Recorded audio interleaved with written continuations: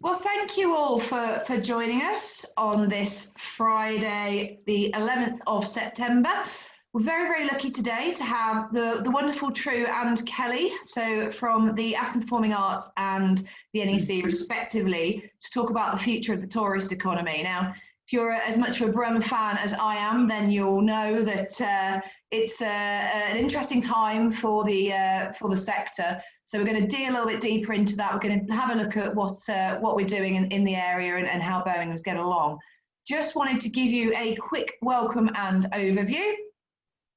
So today's webinar, as I say, we've got a quick intro from myself. I'm the patron advisor at the Chamber.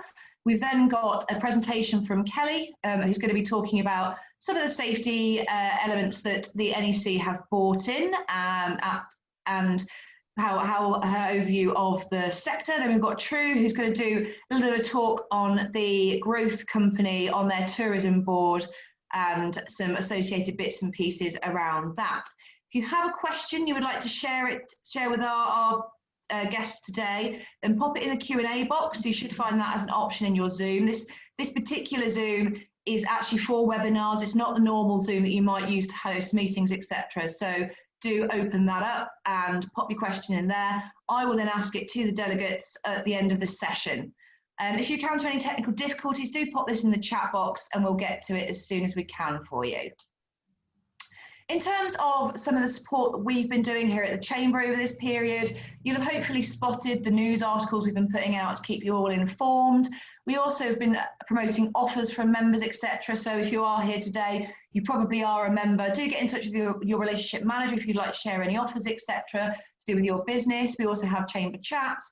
We've got an all singing, all dancing, all purpose coronavirus hub, sharing really fantastic information from a number of thought leaders on different subjects. So do have a look at that.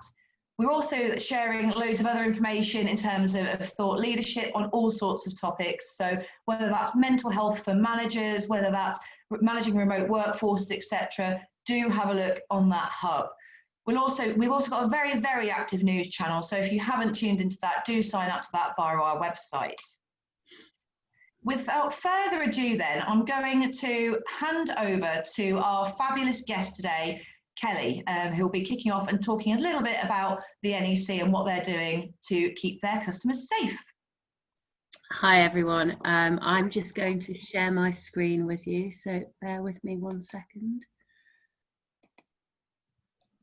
Right, hopefully you can see that now.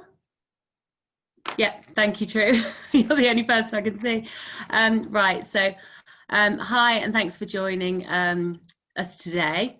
So I'm Kelly Haslehurst. I'm the Marketing Director for Conventions and Exhibitions at the NEC Group.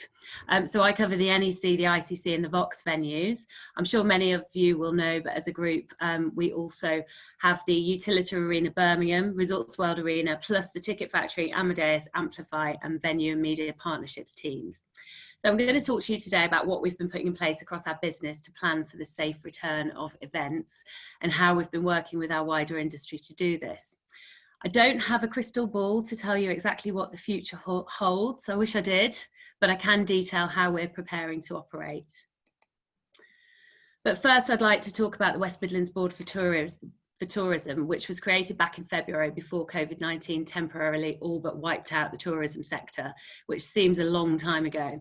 The board has representatives from organisations all over the West Midlands and covers all areas of tourism, including live events venues, that's me, sports venues, hotels, retail, attractions, theatres, museums, grassroots arts and culture, the airport, local authorities, destination management, skills and education, and of course the major events that we've got coming up, so the Coventry City of Culture and the Birmingham Commonwealth Games.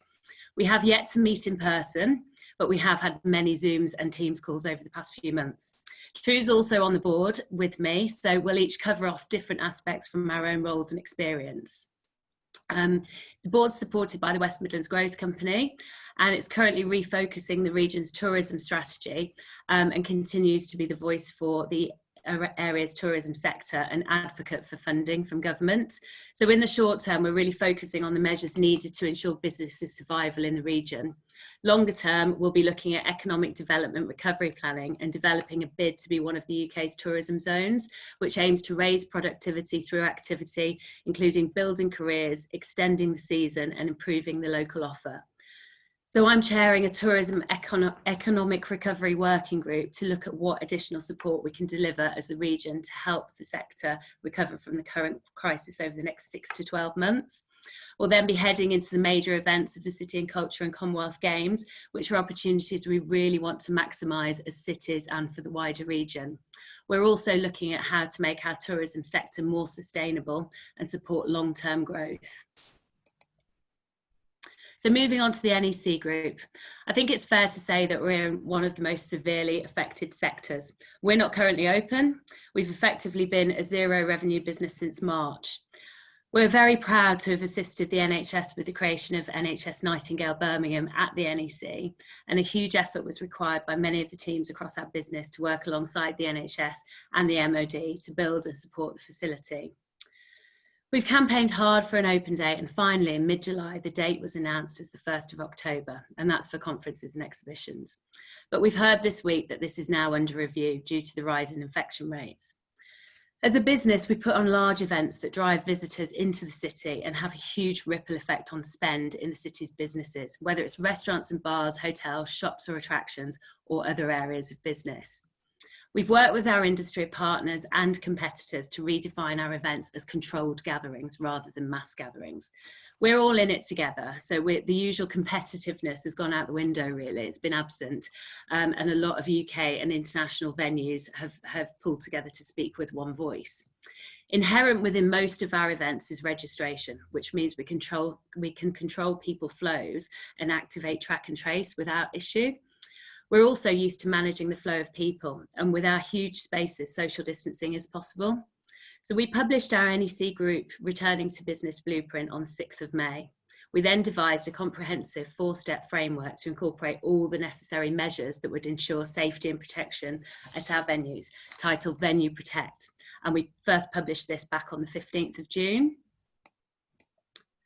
We've developed a full Venue Protect framework across all our venues, and each website has a toolkit of information relating to that venue. Using the NEC version as an example, our 4 steps are supporting testing and tracing, social distancing measures, enhanced venue sanitisation and communication. This is then broken down further to detail what event attendees can expect when they come to visit our venues. So there's an illustration of some of the different steps and how we're communicating this. We've also done several videos, explainer videos, but we've also done a video of how the footage looks in the NEC venue. The toolkit I mentioned that we've got on all our websites has plenty of information on the measures being put in place, and this will be adapted as government guidance changes and evolves. I think I'm allowed to say that 3 government pilot events have taken place over the last week or so, including an exhibition, a conference and a banqueting event. We have been present at all 3 events, but we've been asked to keep the details confidential until the DCMS has concluded its findings. Whilst we're not currently open, Bear Grylls Adventure and Resorts World Birmingham are and have reported some really positive trade over the last few weeks, and several of the NEC campus hotels have reopened, including the Hilton Metropole and the Crown Plaza just this week. We've also reopened the NEC Piazza side of the site. So what's next? Well, we've got measures and controls in place to create a safe environment. Many will argue that the environment we will create is safer than many others which are open. So what we need now is events and confidence. We know that the demand is there for live events. People are sick and tired of virtual, whether it's business teams and Zoom calls or consumer events and socialising. Sorry if that sounds harsh, but I'm sure many of you agree. Face-to-face communication is really important. But for businesses to survive, the events industry needs some support post the 31st of October when furlough finishes and then various other support packages start to come to an end. We need people to have confidence to host live events and to attend them. Live events have lead times. You can't just switch it back on tomorrow. So I urge businesses to look at the options. Book events, even if you need to do them differently. There are hybrid options which give you flex between live and virtual. If things take a turn for the worse again, you can have more virtual elements, but if they improve, switch up the live element. I think we all need to be flexible and try to make things work and carve out a way out of this. We all need our businesses to recover. Thank you. And I shall hand back over to Vicky or on to Tru. That's all right. I'll quickly interject here, Kelly. Okay. But thank you so much for that. I think, you know, our heart goes out to all of the events industry at the moment. And as part of the Greater Birmingham Chambers, obviously we represent a whole number of members who are anxiously sort of looking for the future of events. And I think just to sort of echo your sentiments here, we're trying to really encourage confidence in the sector. And I think I'd like to dive a little bit more into more of the safety measures that you're doing at the NEC at the end of this. But without further ado, and stepping on anyone's toes, I'd like to now hand over to the wonderful Tru, who's going to talk us through some things about the growth company and the tourism sector. I'm trying to unshare my screen. Can you still see my screen? Sorry. I can. Kelly, hang on. I can't get it off. Oh, there we go. There we go. Thank you. Thank you for the introduction, Vicky, and that was brilliant. Thank you, Kelly. And I've just got a disclaimer to make before I start. I don't often sit with a huge banner of a picture of myself in my living room. It's just got all my details on, as you probably could see. So my name is Tru Powell. And I am the Creative and Events Director for Aston Performing Arts, as well as many things. I also run a event company, and I also run a children's spa called Candy Girl. So I have a very varied experience in business, and actually Candy Girl is quickly becoming a tourist destination in itself. Candy Girl is the UK's first children's spa, and we have people all over the country coming to visit us. And actually before the pandemic, we had somebody from Scotland who travelled specifically for Candy Girl, which shows me there is potential there for it to be also a tourist attraction, if you like. In and aside from those positions, I'm also a visiting lecturer. I lecture in event management and also business studies. And I'm also a non-executive director across many boards, Chartered Management Institute being one, as well as the Regional Tourism Board, and also a company called Tag Network Midlands. And what I'm going to do, I'm a little less formal than Kelly's. I have no slides, I'm just going to free talk.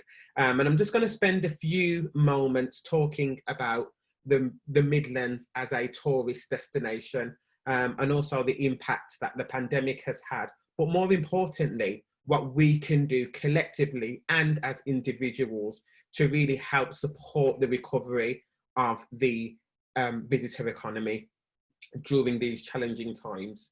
So as we already know, tourism is huge, and it's a huge boost to our economy. It employs thousands and thousands of people.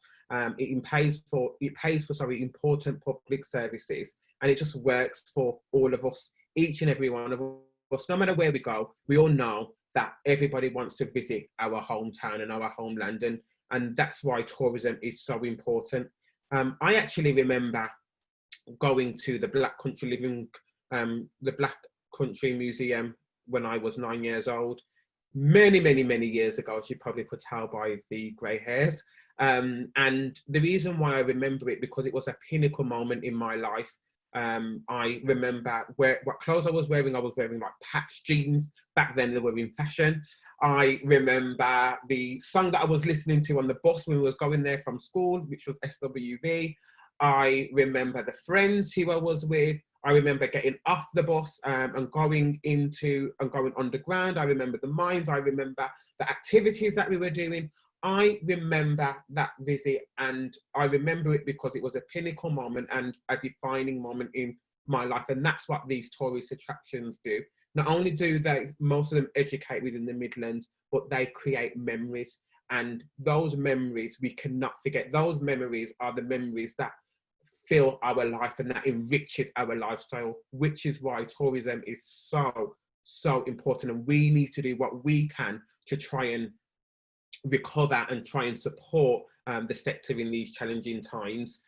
particularly in Birmingham, it was said that the tourism sector had gone up 26% from 2003. So I think we had 33.99 million visitors in 2003, and now the latest figures in 2008, we had 42.8 million. So that just goes to show how hard the West Midlands Growth Company and Visit Birmingham and everyone else are working to really increase the footfall within our region. So for me, I am going to point out some of my favourite things to do in the city. I'm not saying that you have to do it. I'm just saying, for me, these are some of my favourite things to do. And I hope that in turn, you guys feel inspired enough to go out and visit these places, to go out and spend money in these places, and to go out and just support these places in general, because that's what we need at this time.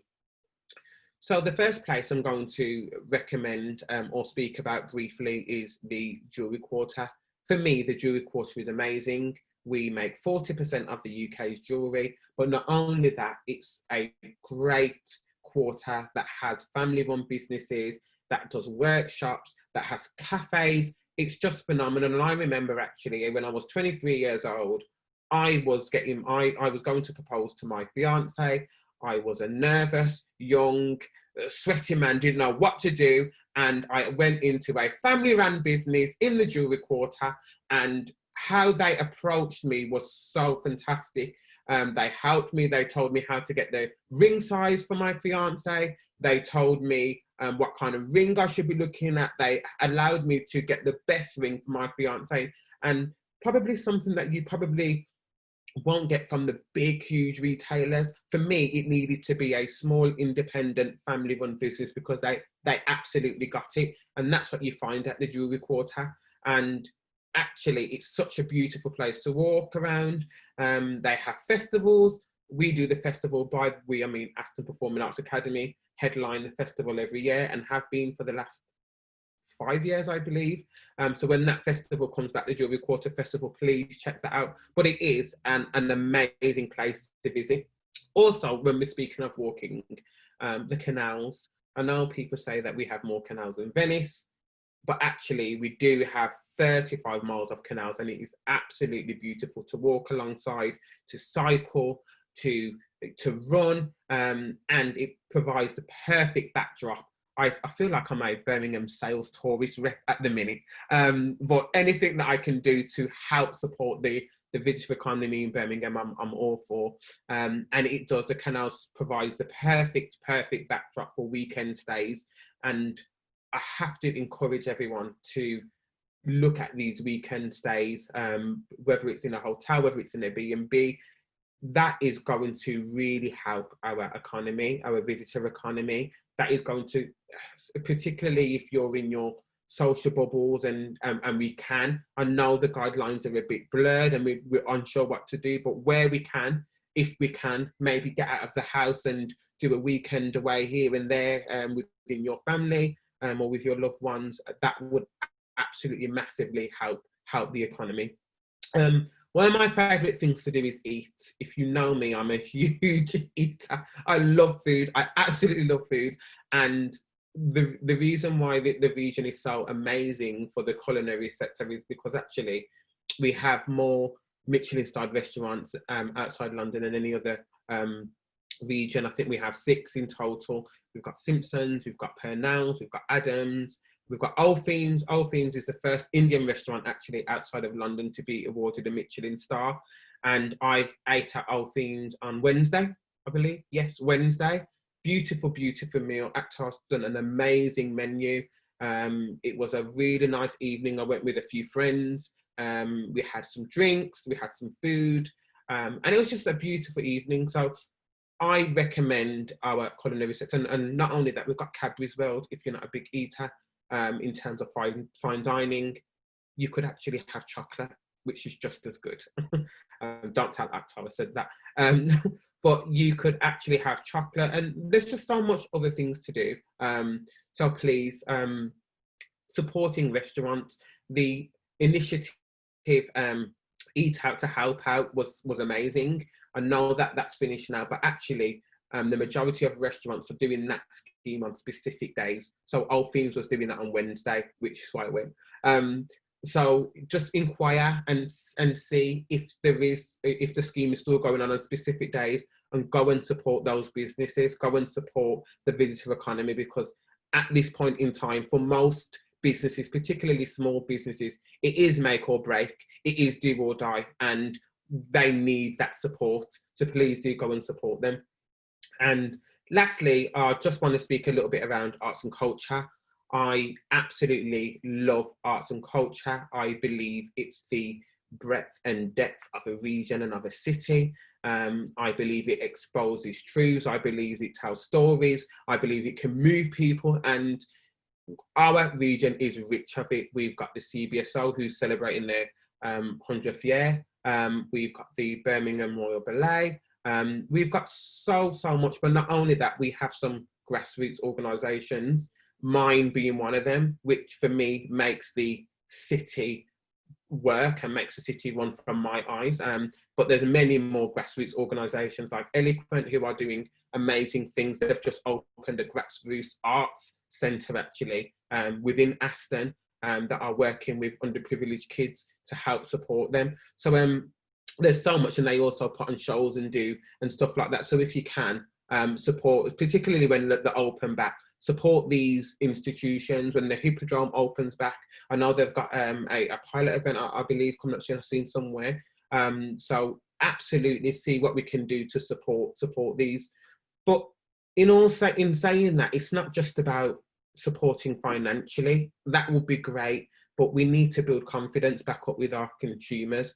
And there are ways that we can all actively be ambassadors for the region. So when you do it, when you go and support them, or when you're taking a walk, take a photo, share it with the world, post it on your social media, and show people that actually these places are safe. They are practicing COVID guidelines, and it is safe. And maybe write a blog about it, or do a review. Even if you ate at a restaurant last year or prior to the pandemic, don't underestimate the power of a review. Do it now. Help support these restaurants, because at this point in time, it is do or die for the visitor economy. The tourism sector was hit first, and it was hit the hardest.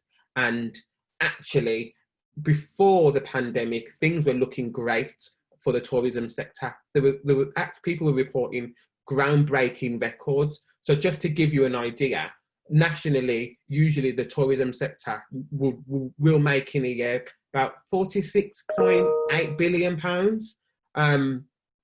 That's dropped by 49%. So they would make £91.6 billion, and that's dropped about 49%. And they're due to make £46.8 billion. And to me, that's a crying shame. And that's families, that's children, that's small business owners, all being impacted by the pandemic, similar to most industries. But actually, the tourism sector has been hit probably the worst, and we need to do what we can to support them. And alongside Kelly, we work on the regional board for tourism, and we're doing all that we can to support. And particularly what I'm passionate about is actually getting our region and our visitor numbers up, and kind of instilling consumer confidence, because at this point, during these challenging times, that's what we need.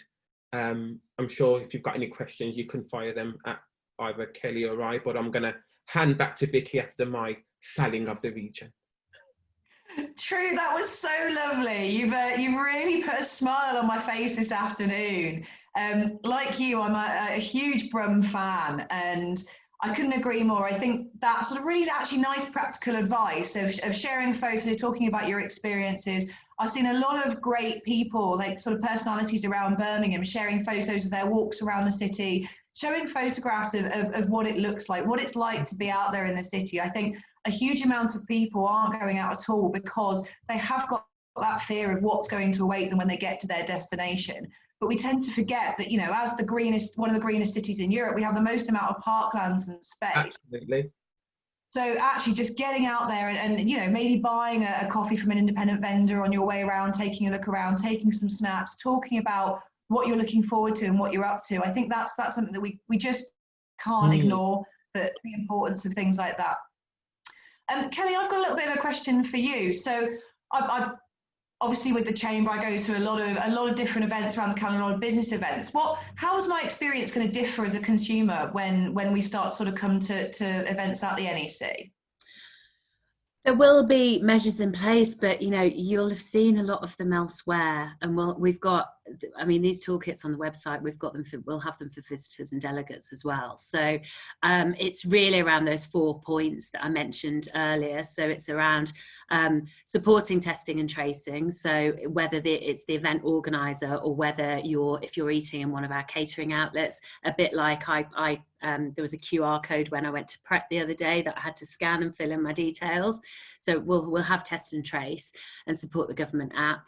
There'll be social distancing measures in place, but we've done hundreds of signs across the venues. So all of this signage is in place, and again, it's all really clearly labelled. And we've got a video actually to talk through the customer journey, so all of the different elements that you'll see.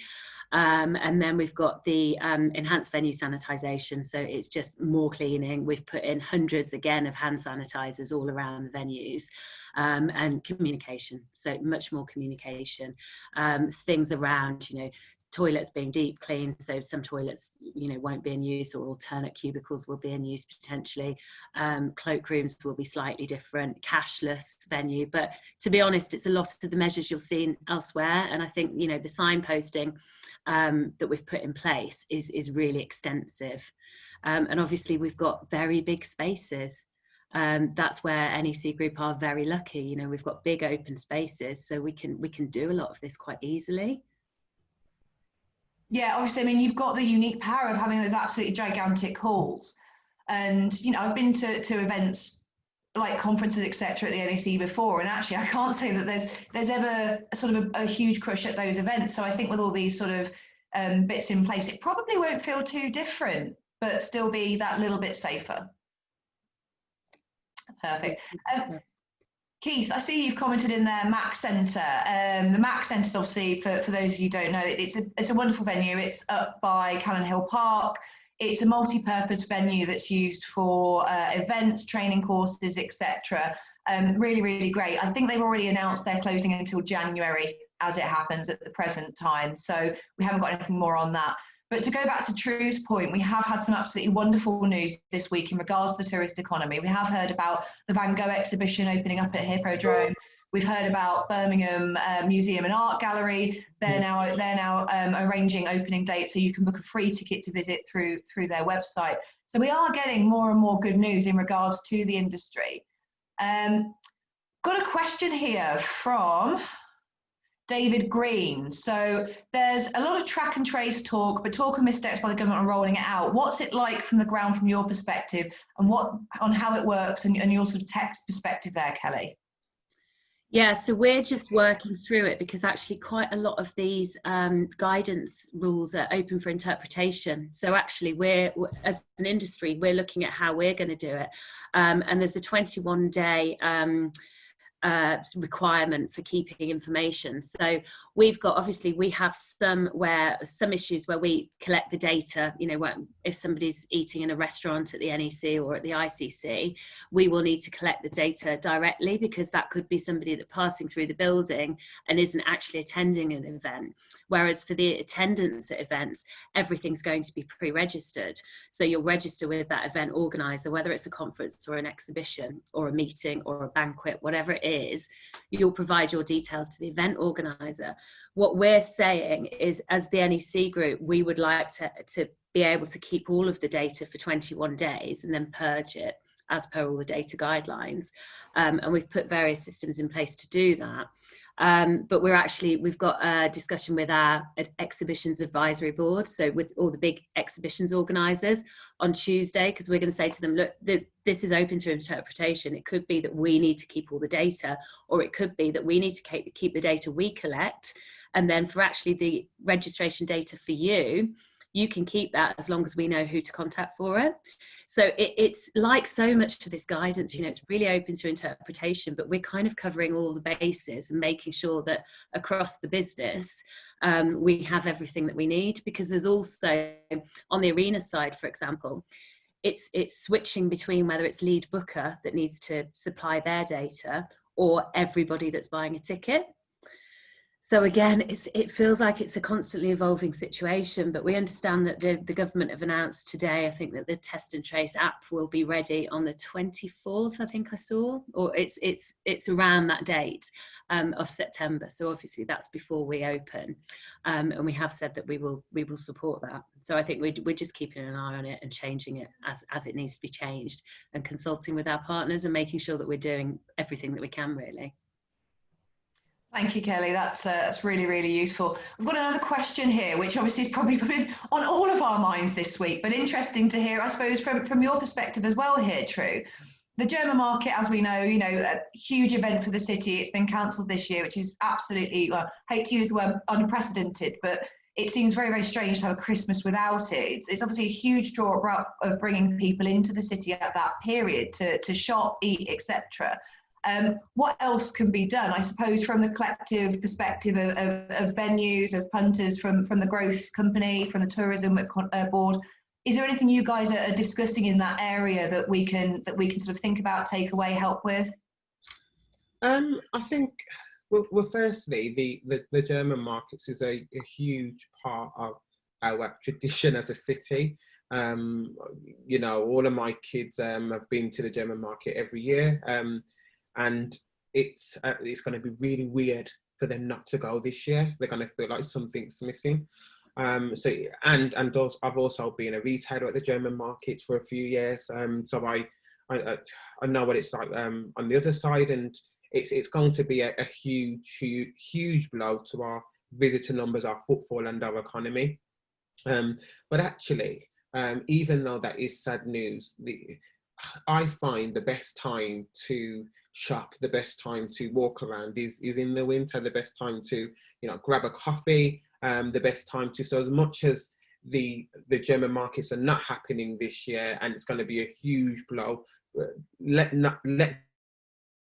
that not stop you from still going to visit some places in town, from still going to visit some food establishments, from still going to support some local businesses that will still be operating in and around the city centre. Talks are not in plans yet for the board. We will be putting that on the agenda for our next meeting to discuss. Is there anything potentially that we can do? I don't know if you've got any thoughts on this, Kelly. Yeah, I think, I mean, obviously, when you were talking about the numbers for tourism earlier in terms of how much it's dropped this year, it's dropped by 50%, hasn't it, in terms of income. If you think about all the people that had staycations in the summer and how busy all of our sort of more rural and tourist sort of summer holiday hotspots were, it's astounding really, because so many people did go away in Devon and Cornwall and to the coast and to these rural areas. But I think that's the summer, and that's normal in the summer. Birmingham's not particularly busy for city breaks in the summer, but it's in the winter that it really does pick up. And, a lot of that is around the German market, but then also a lot of it is around shopping trips and weekend trips and, coming to enjoy the rest of the tourism sector within the city. Whether that's going to the theatre or to the galleries or, to the bull ring. And actually 60% of our tourism visitor economy is based on retail. So it's a really big number. So I think, as Tru says, regardless of the fact that the German market isn't on, I think, we can still expect to see people wanting to have breaks and people wanting to have sort of city breaks and experiences. You talked about the restaurants and how amazing they all are. There's still a lot to do. We've still got a lot of open spaces. We've got a lot of places to visit. A lot is open. Unfortunately we're not, but a lot of the rest of it is. And actually, while I'm on, I'll just say, because I actually read the question that I was asked about Test and Trace, and you did ask about the technology. So just to explain, the Ticket Factory uses ExpoWare, which is a registration system.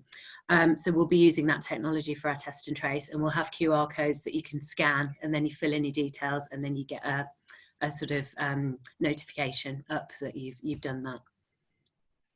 Thank you, Kelly. That's absolutely great. And I have tended to agree with you. So for some of you, you may have tuned into our previous session, which was the future of hospitality, at which point we had the view from our Maison hotels.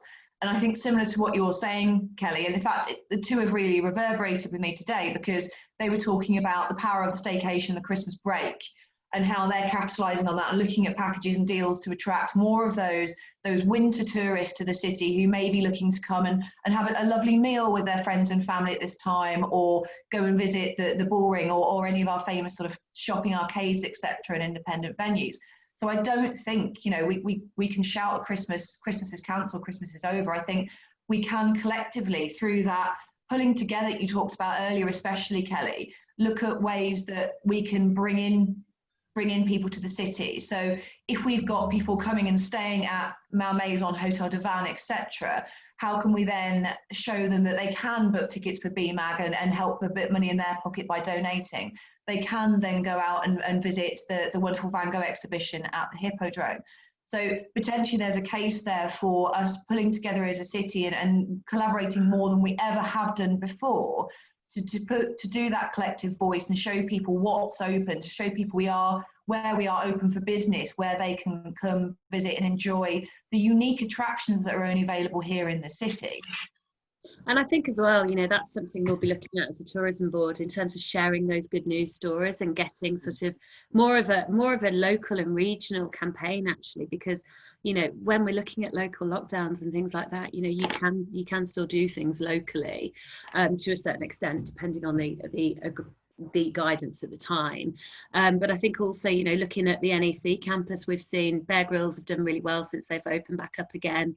Resorts World have, I mean, they opened the Genting Hotel a few weeks ago, and they've had people go downstairs asking to reception, asking to extend their stays, because they've found that there's plenty to do sort of in and around there. So I think, you know, there are these good news stories. There's just a lot more bad news at the moment. So it's our jobs to kind of bring out the good news and you know, share that around and encourage people to participate in the tourism sector.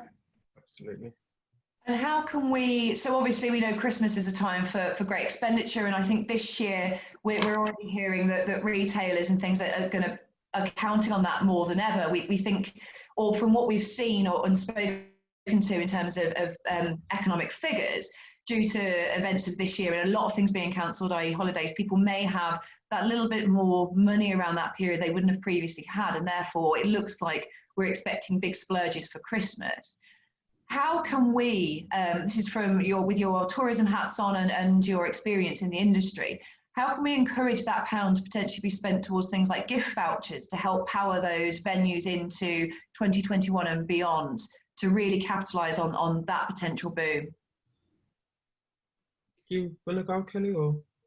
Yeah, no, you go. So I think it's, a lot of it is going to be around, I believe, consumer confidence and really just instilling confidence in the public that they can go out and visit, they can spend.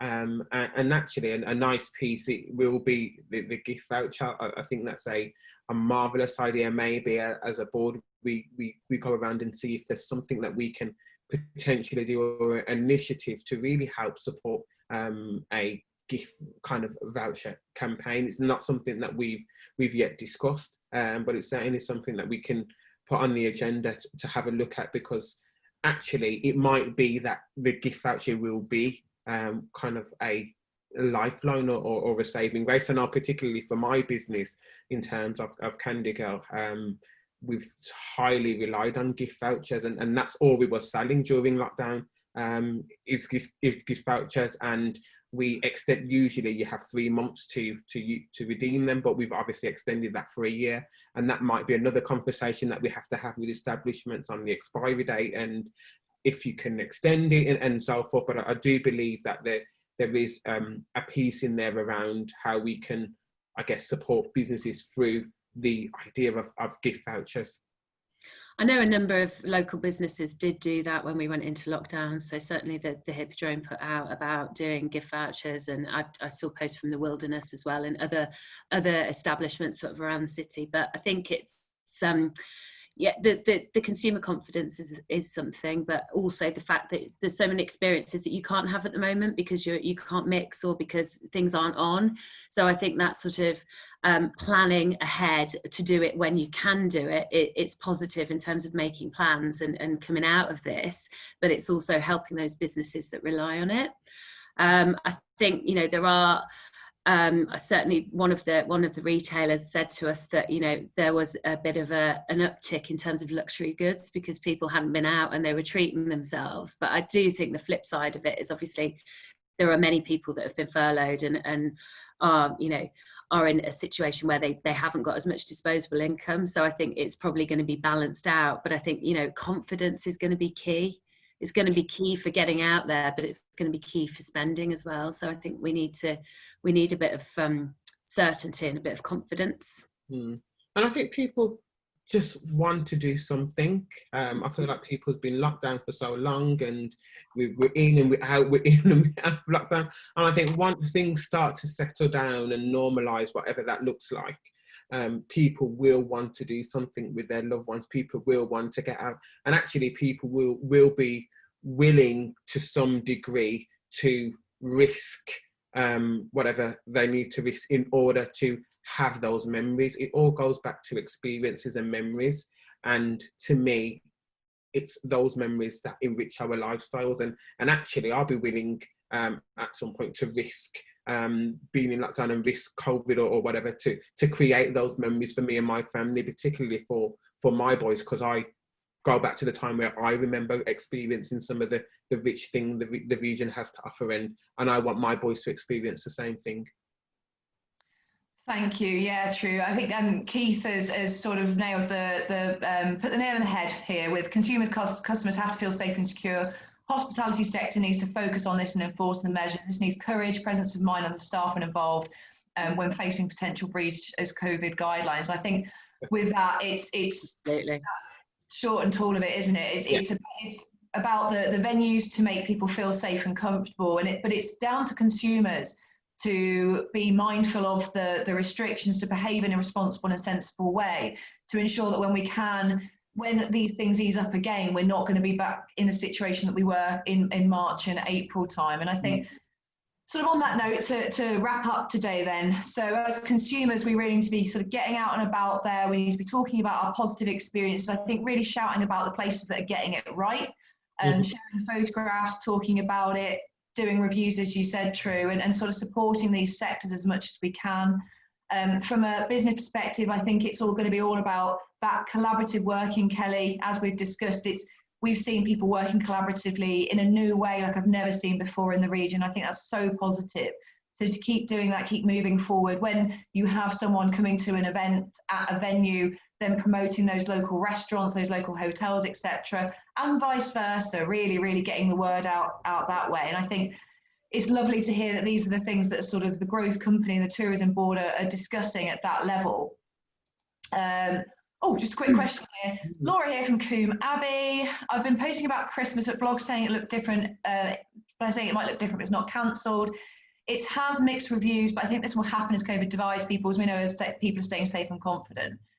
I think that's completely fair there, Laura. I think, you know, it's that mixed message between saying to people, go out, spend, be confident, do things, be secure, and then people who are maybe not feeling ready to go out yet, feeling that that's irresponsible messaging, and there has to be a balance between the two. It's about appetite to risk as well, as consumers and as individuals on many levels. I think the frustration for the live events industry, for my industry, is that we've not been allowed to open yet, so we've not been allowed to demonstrate actually how safe our environment's going to be. So that continues to be an issue that we're facing in terms of large events, conferences, exhibitions, arenas. But, you know, as soon as we can, we will. But we do need those events and we do need the confidence.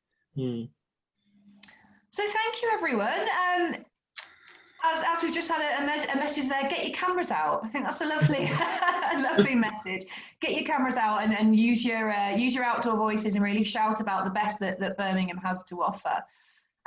So without any sort of further ado, then I'm going to wrap today up. Thank you so much for being involved today, Kelly and Tru.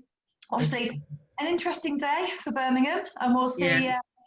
We'll see what more comes out. But before I shut today's session up, just wanted to share with you all the next few sessions that we've got coming up with the Chamber.